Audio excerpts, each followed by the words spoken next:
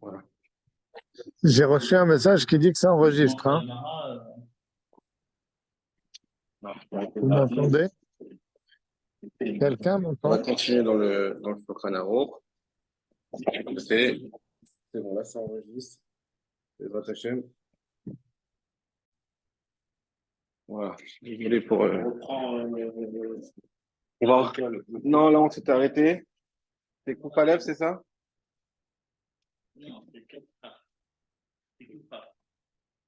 on avait Coupe raf? à la page 266. Non, c'est pas coupe raf. C'est. On était à Verve.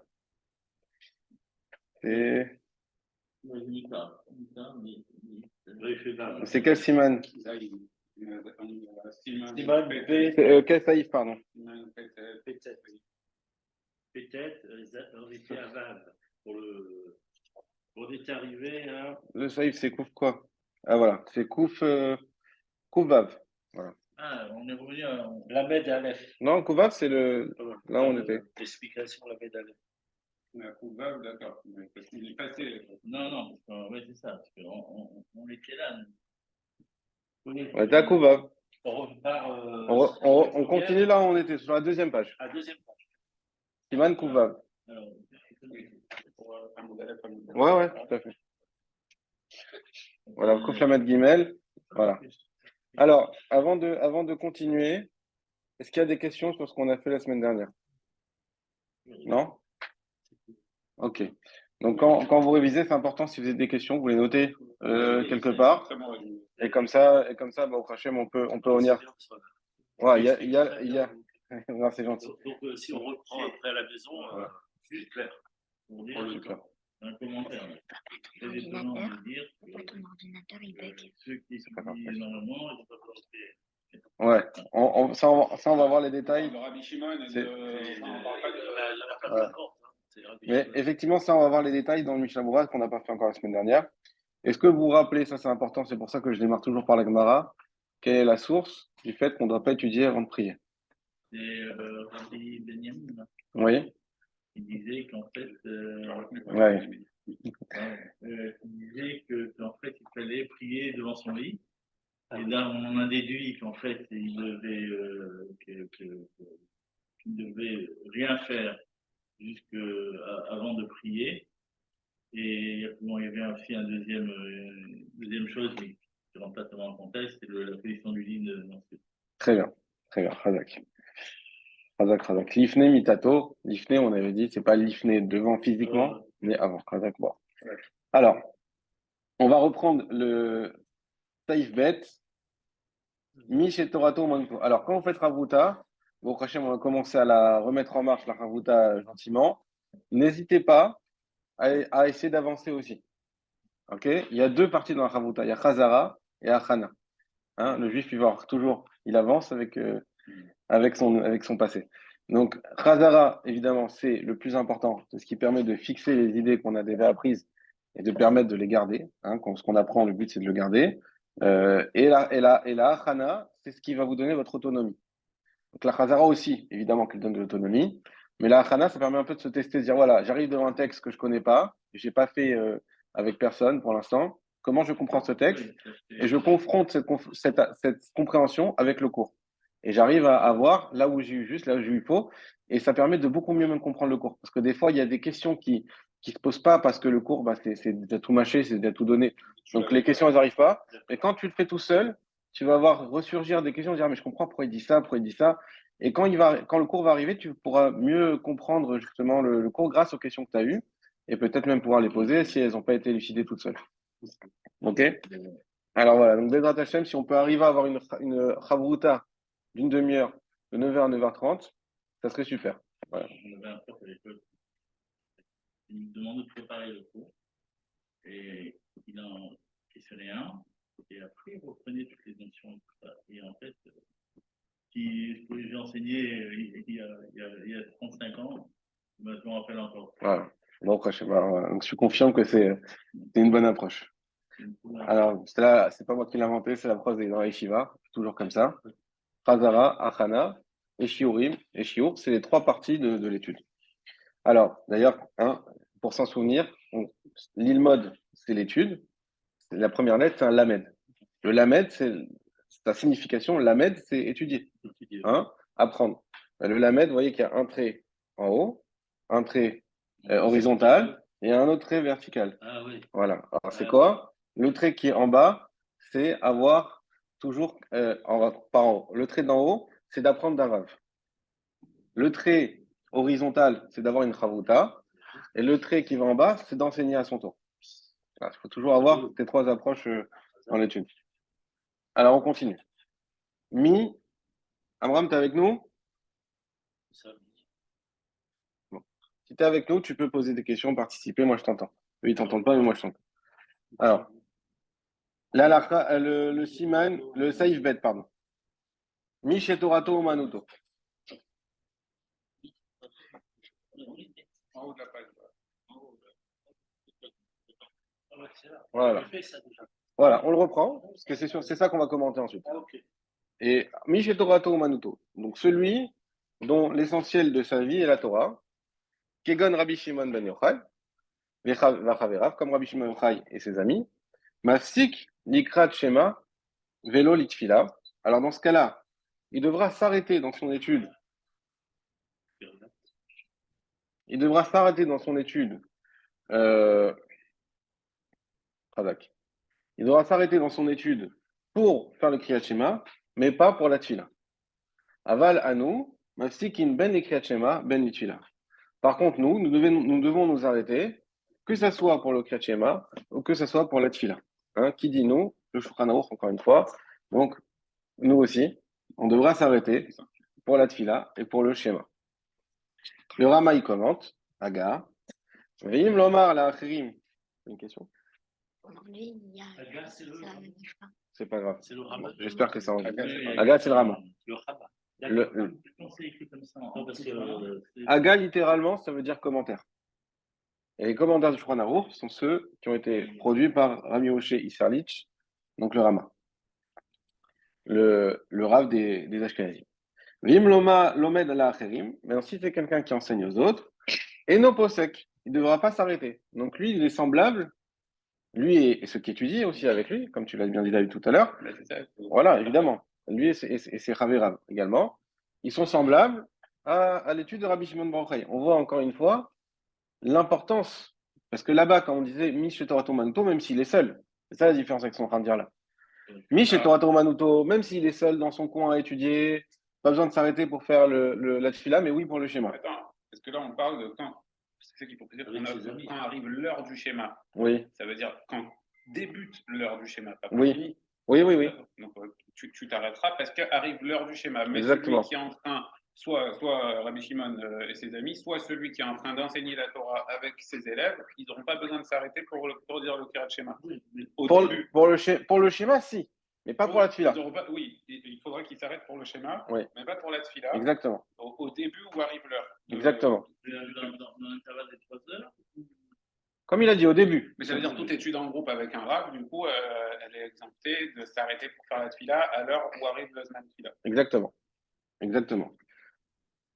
Et no posek, Moshin Be'er Leal Siman Petet, il ne devra pas s'arrêter, comme on a vu dans le Siman Petet. Mikol Makom, et de toute manière, posek Vekore Pasuk Rishon Shel Kriyat Shema. Alors non, Mechila, et no posek, c'était même pas pour le schéma. Même pas pour le schéma dans l'étude commune. Mais le Rama, il dit, mais quand même, au moins qu'il fasse le Pasuk Rishon du schéma. Ah. Le Pasuk Rishon, c'est Shema Yisrael, Hashem Elokeinu, Hashem Echad. C'est ça le prescription? C'est pas le. Non, pas le point de page. Ve'im en asha overet. Et si l'heure ne passe pas, ve'yesho she'ut.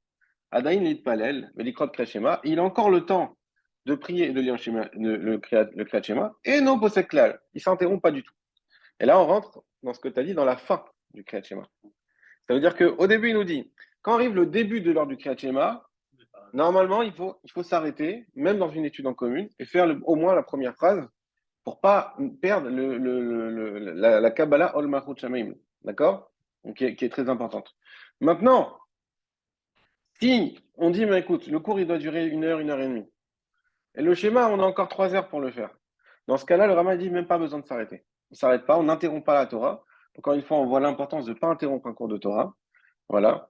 Et grâce à ça, et sans interrompre, pardon, et après, il fera le Kriyat Shema et la Tfila au moment voulu.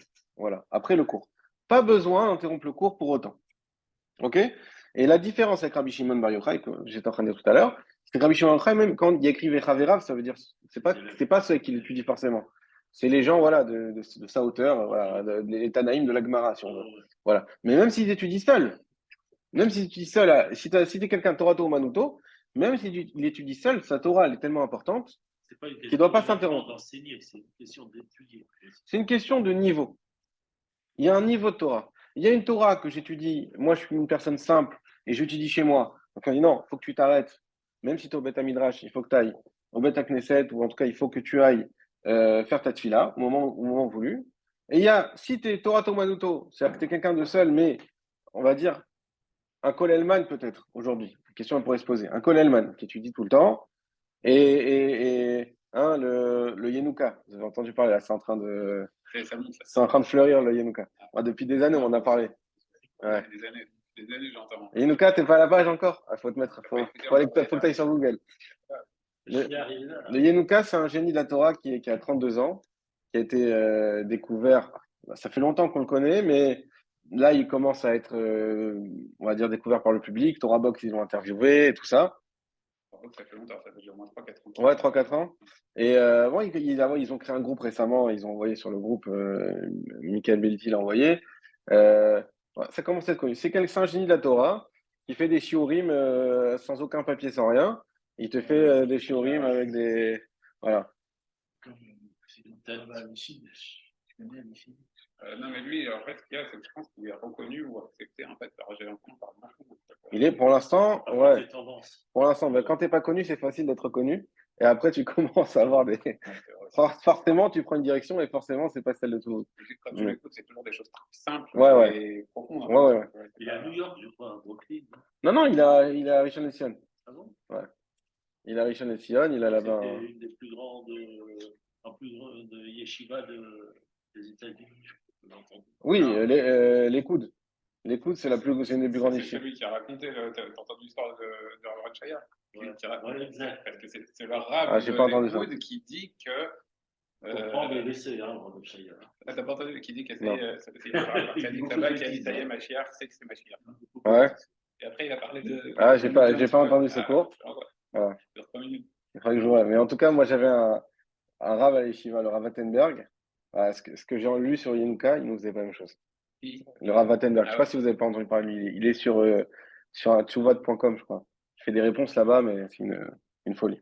Bon, en tout cas, voilà. Donc, le Yenuka, il étudie toute la journée, il perd pas une seconde. D'accord? Donc, lui, effectivement, Torato ou Manuto. Donc, il faut pas à lui tout seul déjà, il faut pas s'arrêter, il faut pas interrompre sa Torah.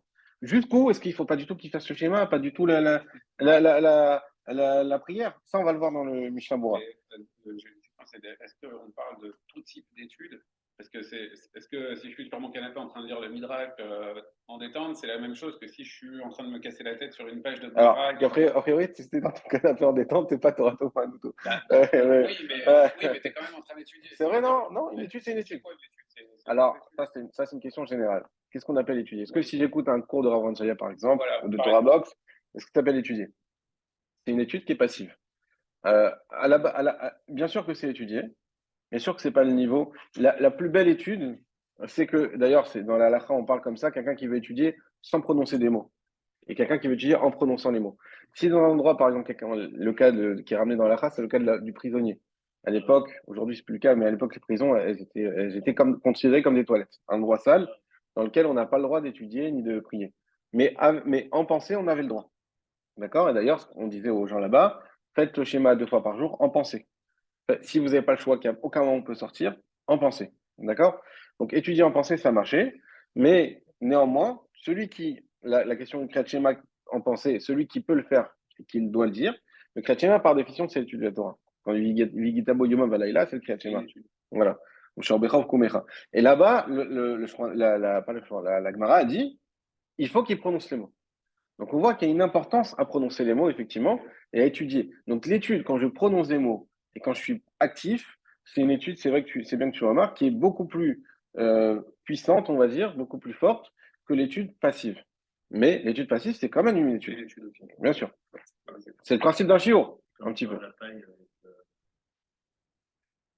je veux dire, Esker, Oui, je veux dire avec À prononcer les mots pour. prononcer les mots pour dire que la terre. Tu matérialises par la parole. oui, par rapport au chiot de jeudi. Jeudi, c'est Bedrat Hashem, tu peux venir. Là, on a étudié un sujet vraiment. C'était. Hein? Ouais, t'aurais bien aimé, t'aurais bien aimé. Ah, ah non, c'était très prenant intellectuellement. Et bon. En tout cas, donc, mais c'est un peu le but de l'Agmara aussi, hein. C'est effectivement pas très pratique parce que c'est rare aujourd'hui d'avoir une souka qui fait plus de 21 mot, de 20 mot et de vouloir mettre de la paille et tout, mais somme toute, ça nous permet de bien comprendre. D'ailleurs, on a appris une halakha qui était incroyable, hein, si je peux répéter à David, je lui fais profiter en même temps, que si tu as une partie de la souka qui n'est pas cachère et une autre partie qui est cachère, alors il y a des pratimes, des conditions, mais la partie cachère, elle permet de valider toute la souka. Et c'est-à-dire que quand tu es dans la partie non cachère, eh ben, tu es quand même sur la souka. Et tu peux manger, dormir et faire la bracha et tout. Le cas de l'Estran, exactement. Mais on lui en dit pas trop, on lui laisse un petit peu hein, de suspense.